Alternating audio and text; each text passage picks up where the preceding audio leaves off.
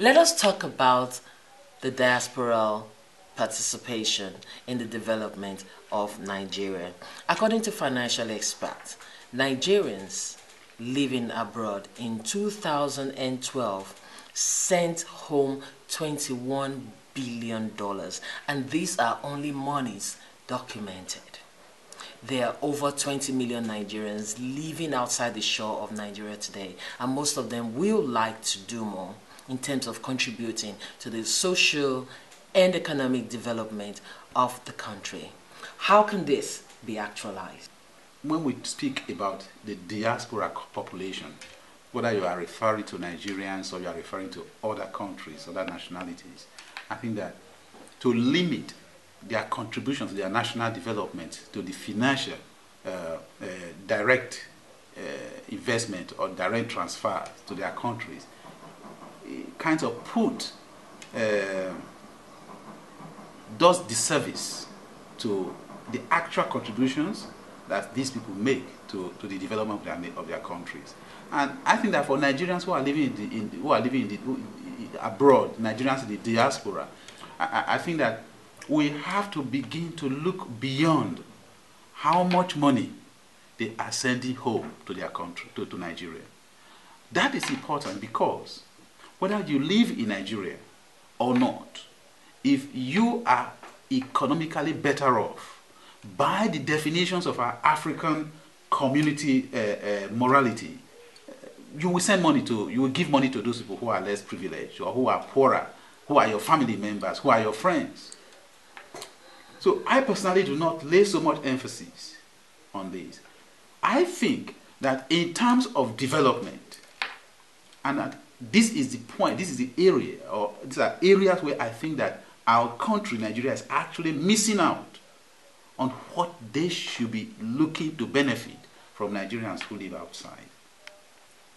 In the area of technology transfer, in the area of health care development, in the areas of institutional development and strengthening.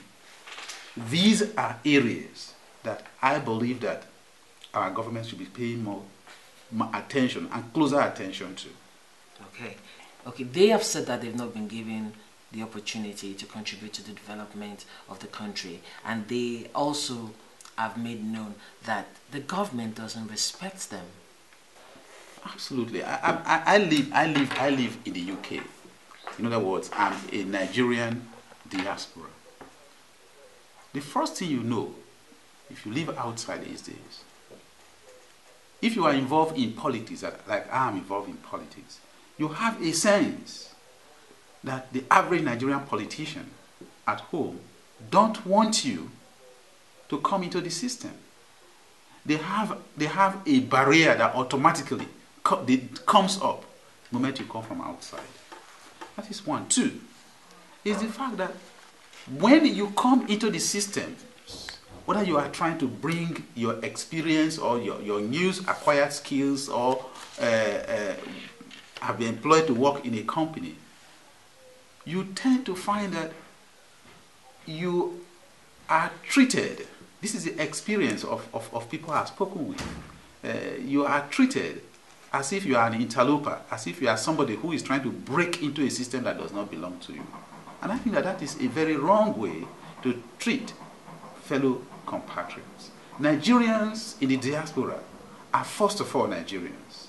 They were born in that country. But beyond that, even those who are not born in Nigeria, who are descendants of Nigerians in the diaspora, they ought to be accepted and in fact attracted to become culturally linked to our country.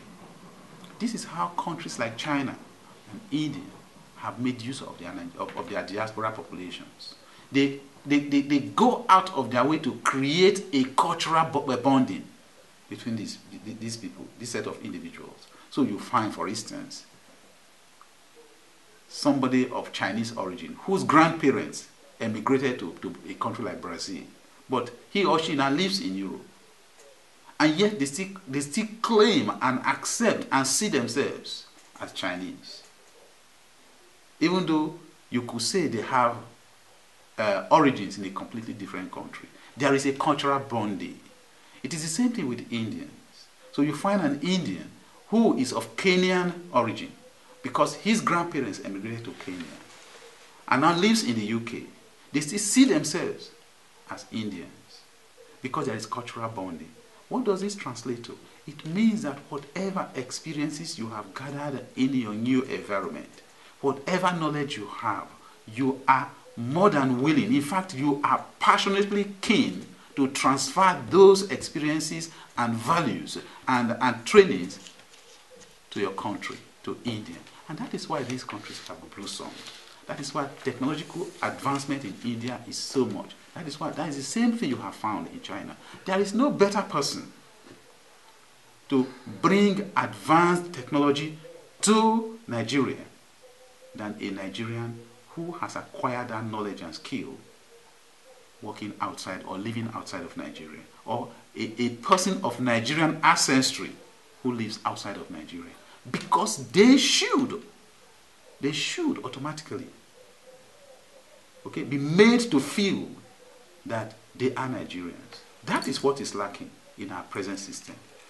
Therefore, rather than our government spending billions of dollars to bring people who have no cultural ties or linkages to Nigeria, what they should be looking to do is to look out for and actively promote the transfer of technology by Nigerians in the diaspora or descendants of Nigerians in the diaspora back to the homeland. I prefer to use that word, homeland.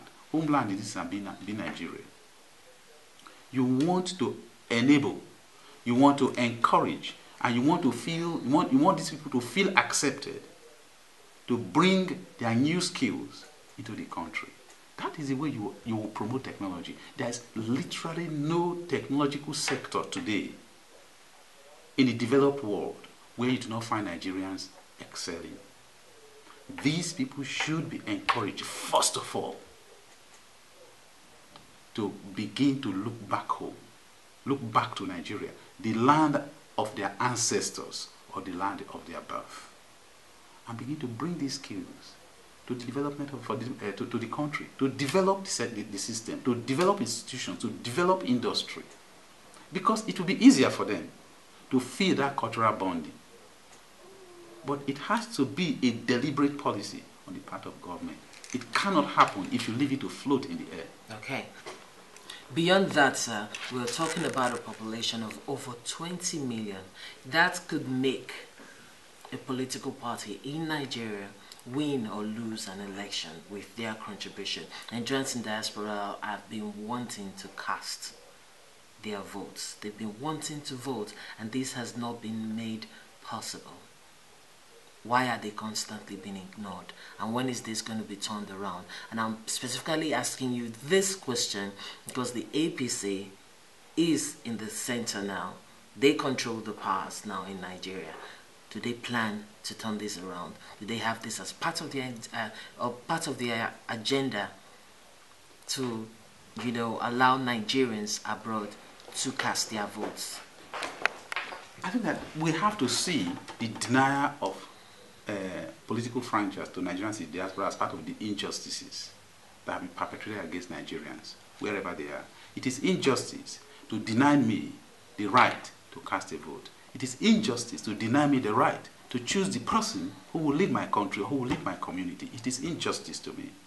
So it is part and parcel of the injustice that Nigerians have suffered over the years.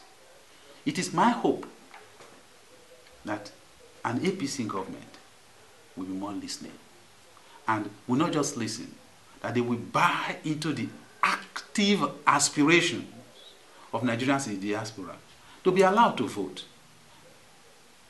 I think that it is crucially important that Nigerians who live abroad are allowed and are enabled to exercise the franchise to choose who the leader of our country is. To continue to deny that amounts to perpetrating injustice against us. It is to say to us, it is all right for you to contribute economically to the country. It is all right for you to bear a Nigerian name. It is all right for you to come home and, interact with us. But it is not all right for you to make a choice as who the leader of our country should be. That is wrong in every sense of definition. It is wrong. So, again, I emphasize, it is my hope, and I believe that the leaders of my party are very sensitive people. They are sensitive to the desires of Nigerians, home and abroad. And I believe that they will work actively with Nigerians in the diaspora to bring this issue to closure by ensuring that in 2019, Nigerians in the diaspora are able to vote. Thank you very much, sir. Thank you.